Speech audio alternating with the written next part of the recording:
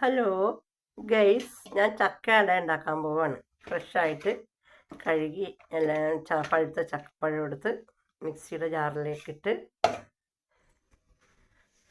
അടിച്ച്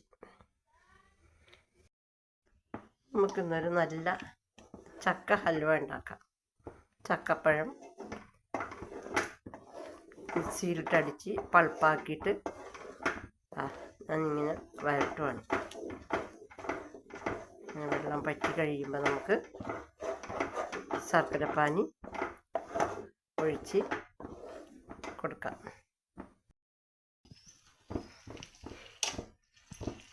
നെയ്യാണ് ഞാൻ ഇതിനകത്തേക്ക് ആഡ് ചെയ്തത്.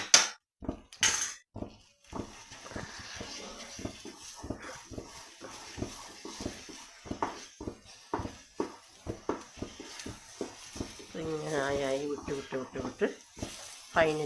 ഫൈനൽ സ്റ്റേജാകുമ്പോൾ നല്ല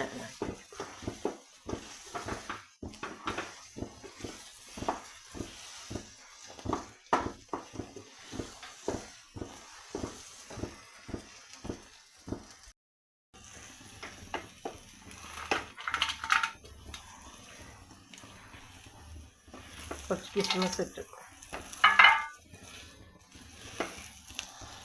കാഷ്നട്ടും ബദാമും കൂടി ഇത് ഓപ്ഷനിലാണ്, ഞാൻ ഇട്ടുന്നത്.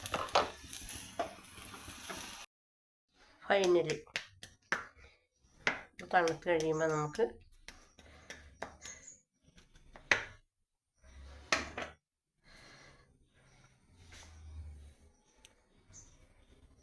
കട്ട് ചെയ്തെടുക്കാം. ഇപ്പം ചൂടോടുകൂടിയാണ്. തണുത്ത് കഴിയുമ്പോൾ ഒരു 2 മണിക്കൂർ നമുക്ക് ഫ്രിഡ്ജിൽ വെച്ച് കഴിയുമ്പോൾ നമുക്ക് കട്ട് ചെയ്തെടുക്കാം.